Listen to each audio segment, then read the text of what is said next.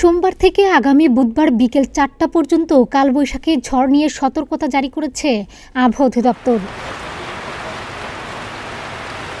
পাশাপাশি চলতি মাসের মাঝামাঝি বঙ্গোপসাগরে লঘুচাপ সৃষ্টি হতে পারে বলেও জানিয়েছে সংস্থাটি। আবহাওয়াবিদরা বলছেন, এবছর মে মাসে বাংলাদেশে গড়ে ১৩টি বজ্রঝড় বা কালবৈশাখী ঝড় হওয়ার সম্ভাবনা রয়েছে, তবে এর কম বেশিও হতে পারে। এ সময় সকলকে কালবৈশাখী ঝড় থেকে সতর্ক থাকতেও বলা হয়েছে। আবহাওয়া অধিদপ্তরের পূর্বাভাস অনুযায়ী সোমবার ঢাকা, ময়মনসিংহ, চট্টগ্রাম ও সিলেট বিভাগের কিছু কিছু জায়গায় এবং রংপুর, রাজশাহী ও খুলনা বিভাগের দু-এক জায়গায় অস্থায়ীভাবে দমকা অথবা ঝোড়ো হাওয়া সহ বৃষ্টি অথবা বজ্রসহ বৃষ্টি হতে পারে। কোথাও কোথাও বিক্ষিপ্তভাবে শিলাবৃষ্টিও হতে পারে। মঙ্গলবার রংপুর, রাজশাহী, ঢাকা, ময়মনসিংহ, খুলনা, বরিশাল, চট্টগ্রাম ও সিলেট বিভাগের কিছু কিছু জায়গায় দমকা বা ঝোড়ো হাওয়া সহ বৃষ্টি বা বজ্রসহ বৃষ্টি হতে পারে। কোথাও কোথাও শিলাবৃষ্টিও হতে পারে।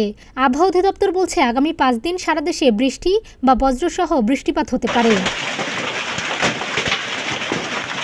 আবহাওয়া অফিস জানিয়েছে, আগামী ৭ দিন দেশে তাপপ্রবাহের শঙ্কা নেই। বৃষ্টি যেসব জায়গায় হবে না সেসব জায়গারও তাপমাত্রা সহনীয় থাকবে। এদিকে চলতি মাসের ১৫ তারিখের পর বঙ্গোপসাগরে লঘুচাপ সৃষ্টির সম্ভাবনা আছে জানিয়ে আবহাওয়াবিদরা জানিয়েছেন, লঘুচাপটি ঘনীভূত হয়ে ঘূর্ণিঝড় হবে কিনা তা পরে জানা যাবে। অন্যদিকে সোমবার সিলেট, চুয়াডাঙ্গা সহ বিভিন্ন জায়গায় শিলাবৃষ্টি ও কালবৈশাখী ঝড় হয়েছে। সিলেটে সোমবার সকাল ৭:৩০টায় রাতের মতো অন্ধকার নেমে আসে। শুরু হয় কালবৈশাখীর তাণ্ডব। ঝোড়ো হওয়ার সঙ্গে ছিল শিলাবৃষ্টিও। এছাড়া রোববার রাতেও সিলেট ও সুনামগঞ্জে আঘাত হানে কালবৈশাখী ও শিলাবৃষ্টির তাণ্ডবে বিভিন্ন এলাকায় ব্যাপক ক্ষয়ক্ষতির খবর পাওয়া গেছে।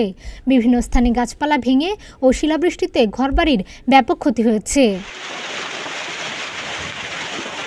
সুনামগঞ্জের দোয়ারাবাজারে ব্যাপক শিলাবৃষ্টিতে উপজেলার ১২টি গ্রামের সহস্রাধিক ঘর ক্ষতিগ্রস্ত হয়েছে।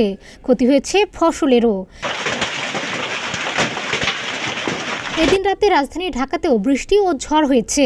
রোববার ঢাকায় ৩৬ মিলিমিটার বৃষ্টি হয়। এ সময় ৫৯ কিলোমিটার বেগে বয়ে যায় ঝোড়ো হাওয়া। ডেস্ক রিপোর্ট, প্রতিদিনের বাংলাদেশ।